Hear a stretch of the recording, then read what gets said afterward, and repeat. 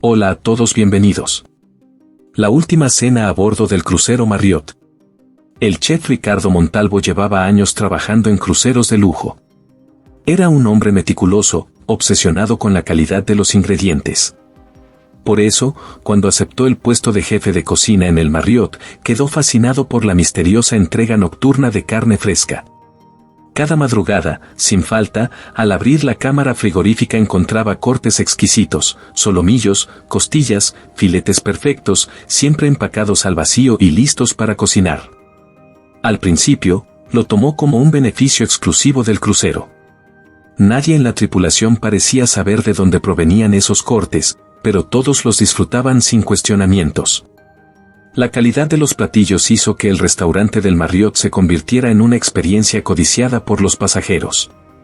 Sin embargo, Ricardo empezó a notar algo inquietante: cada vez que recibía un nuevo lote de carne, alguien en el barco desaparecía. Pero el número de pasajeros a bordo era superior a 5.000. Las desapariciones eran sutiles, imperceptibles. No ocurrían de golpe, sino en intervalos dispersos. Una noche, un pasajero bebía en el bar y, en un parpadeo, su asiento estaba vacío. Su copa seguía allí, el líquido aún vibrando por el leve movimiento del barco. En otra ocasión, un grupo de amigos bailaba en la discoteca. Cuando uno de ellos fue a buscar más tragos, jamás regresó. Sus compañeros, embriagados y distraídos, no lo notaron hasta la mañana siguiente. Las cámaras de seguridad del crucero no registraban nada fuera de lo común. Era como si las víctimas simplemente se desvanecieran en el aire. No había gritos, no había forcejeo. Solo una ausencia inquietante que, al ser diluida entre la multitud de pasajeros, pasaba desapercibida. El personal del barco, extrañamente indiferente, explicaba que muchos viajeros se quedaban dormidos en rincones oscuros o desembarcaban en los puertos sin avisar. Pero Ricardo sabía que algo estaba muy mal. Una noche, decidió vigilar la cocina y descubrir quién dejaba la carne. Instaló una cámara oculta y, al revisar la grabación, su sangre se heló. En mitad de la madrugada, la cámara frigorífica se abrió sola y, desde la oscuridad, una sombra alta y delgada emergió, dejando los paquetes sobre la mesa de acero inoxidable.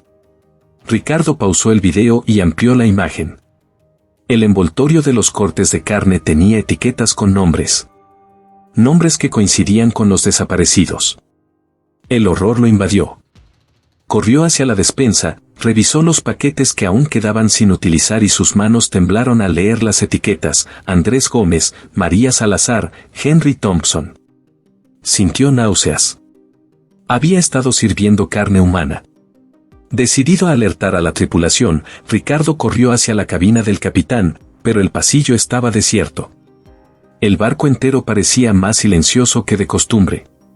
Entonces, se enteró de la peor noticia: el capitán había desaparecido. Lo vieron entrar al baño y jamás salió.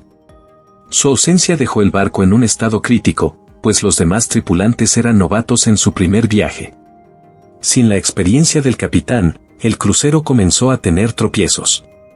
Unas horas después, se sintieron sacudidas bruscas. El navío avanzaba erráticamente, chocando con corrientes que normalmente habrían sido sorteadas con facilidad. La confusión se apoderó de todos. Los pasajeros, al notar el descontrol, comenzaron a entrar en pánico. Las luces titilaban, los sistemas de navegación fallaban y las alarmas de emergencia se encendieron sin razón aparente. La radio del barco solo emitía un inquietante ruido blanco. Ricardo trató de comunicarse con la sala de mando, pero nadie respondía. Cuando finalmente llegó, encontró a los tripulantes desesperados, luchando con los controles que parecían no obedecer. El desastre alcanzó su punto crítico cuando, debido a la inexperiencia de la tripulación, el crucero encalló en un banco de arena tras haber navegado erróneamente hacia el sur. El estruendo sacudió toda la estructura, lanzando a los pasajeros al suelo y provocando aún más caos. Muchos pensaron que finalmente estaban a salvo, pero estaban equivocados. A pesar de estar varados, la cacería continuó. Los desaparecidos seguían ocurriendo, casi imperceptibles en medio de la multitud. La sensación de seguridad pronto se desvaneció cuando comenzaron a encontrarse más paquetes de carne en la cocina, cada vez con etiquetas más recientes.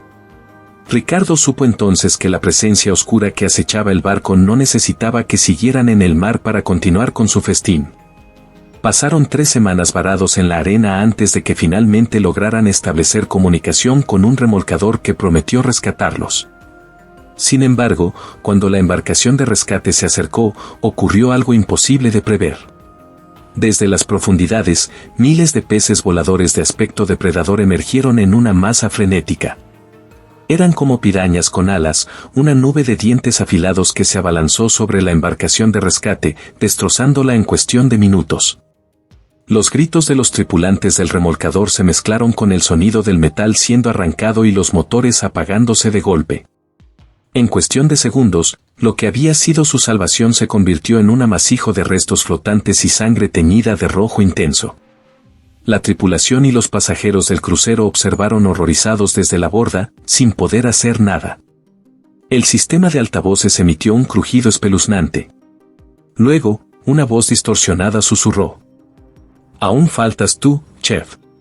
Un escalofrío recorrió su espalda. Se giró lentamente y vio cómo las puertas de la cocina se abrían de par en par. Desde la penumbra, unas figuras pálidas y descarnadas comenzaron a salir, sus rostros familiares. Eran los desaparecidos. Con una sonrisa hambrienta, avanzaron hacia él. Los sobrevivientes del crucero, aterrados, decidieron huir en pequeñas embarcaciones salvavidas. A pesar de ser muchos los que intentaron escapar, solo unos pocos lograron llegar a tierra firme. Al pisar el puerto, narraron su espeluznante experiencia con ojos desorbitados y voces temblorosas. Pero nadie les creyó. El caso del Marriott se convirtió en una leyenda urbana, un cuento de marineros que pocos tomaban en serio. Sin embargo, en las noches más oscuras, cuando la marea estaba inquieta, algunos juraban escuchar un susurro en el viento. Aún faltas tú. Si gustas, deja un comentario diciendo qué te ha parecido esta historia, comparte y suscríbete al canal. Gracias.